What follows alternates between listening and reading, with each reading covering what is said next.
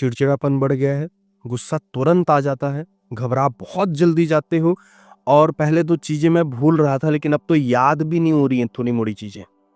अगर ऐसी चीज़ें आपके साथ हैं और पहले नहीं थी तो यहाँ पे समझ लो आपके ब्रेन का एक हिस्सा होता है हिप्पोकैम्पस, हो सकता है कि वो श्रिंक हो रहा हो।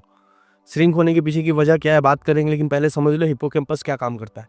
हिप्पोकैम्पस ही वो पार्ट है जो मेमोरी को प्रोसेस करने और इमोशंस को रेगुलेट करने में किरदार निभाता है, और अगर ये छोटा हो रहा है तो ये दोनों चीज़ें अफेक्ट होंगी ही होंगी।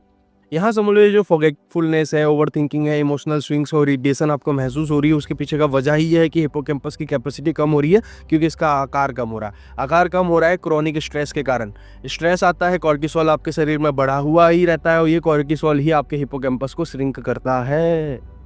ठीक है, अब देखो, हो सकता है आप सोचोगे कि मेरे लाइफ में तो कोई स्ट्रेसफुल इवेंट्स ही नहीं चल रहे हैं तो मेरे को तो ये बात लागू ही नहीं होती। हो सकता है, लेकिन मेजॉरिटी ऑफ जो केसेस आते हैं ना, इवन जो बच्चों के केसेस आते हैं 15-15, 14-14 साल के बच्चों के, कारण ये है कि कांस्टेंट नोटिफिकेशन से आपका सामना होता है। हड़बड़ी वाली बिहेवियर आपने अपना रखी होती है, कई बार तो पेरेंट्स से ही मिल जाती है हमको ये हड़बड़ी वाली बिहेवियर। स्लीप डिप्राइवेशन तो हमने कल्टिवेट कर ही लिया, ओवर स्टिमुलेशन तो हमारी आदत बन चुकी है, रिकवरी को तो हम प्रायोरिटाइज करते ही नहीं है, पीपल प्लीजिंग बिहेवियर तो हमने सीख ही लिया है ना, जन्मने लोगों के बिना हमारा जीवन चलेगा ही नहीं चलेगा। और उसके बाद अनप्रोसेस्ड इमोशंस, यस, हम दबा लेते हैं, हम इग्नोर कर देते हैं इमोशंस को। ये सारी वजह होती हैं जो क्रॉनिक स्ट्रेस को स्थान देती हैं। ये सारी चीज़ों के कारण भी स्ट्रेस पनपता है आपके जीवन में, और ये स्ट्रेस भी same amount of cortisol release करता है।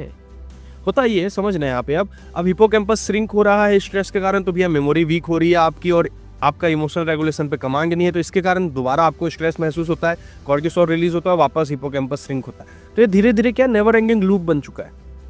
निकल कैसे सकते हो? संभव है, पूर्ण रूप से संभव है। मेरे सुझाव बहुत ही सरल, सिंपल, साधारण से है। डीप स्लीप को प्रायोरिटाइज करो, क्वालिटी ऑफ स्लीप पे फोकस करो, क्वांटिटी ऑफ स्लीप पे फोकस मत करो। दूसरा, एक्सरसाइज और मूवमेंट को प्रायोरिटाइज करो। दिन भर में थोड़े थोड़े समय में मूव करते रहो, स्ट्रेच करते रहो, वॉक करते रहो, और 2 बार एक्सरसाइज करना शुरू कर दो। बिग ENF बढ़ेगा, और बिग ENF क्या है? आपके ब्रेन का प्रोटीन है, तो ये रीग्रोथ करवा सकता है हिप्पोकैम्पस की। यस, ये जो हिप्पोकैम्पस है वापस से ऐसा बन सकता है, ठीक है, प्रैक्टिकली पॉसिबल है। तो प्लीज़ ऐसी चीज़ें करना शुरू करो। ब्रीथ वर्क को, माइंडफुलनेस को अपने दिनचर्या में स्थान दो। स्ट्रेस आपका थोड़ा कम होगा, नीचे आएंगे स्ट्रेस लेवल्स, और ये मदद करेंगे आपको।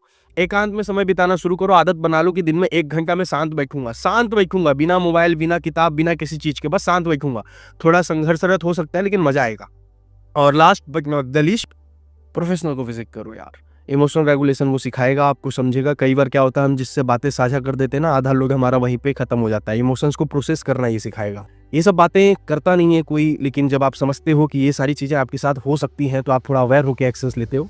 यही अपनी कोशिश है। ध्यान रखिए, मंगल कामनाएं, जय हिंद।